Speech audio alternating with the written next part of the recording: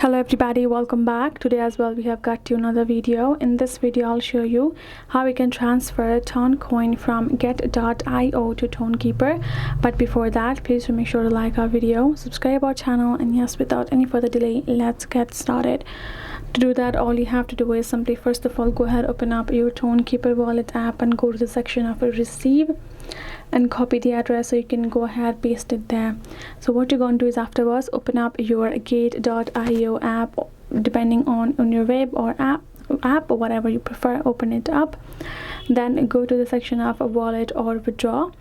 Then from over here choose the network, make sure you choose a network, then choose the currency as USDT.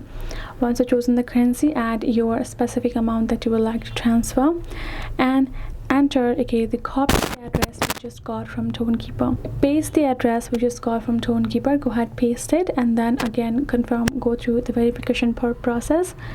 Once you have done, reviewed all of the information, confirm the transaction, and you're good to go. That's how you will be able to do so. So hope this video helped. Thank you so much for watching. I'll see you guys in our next video.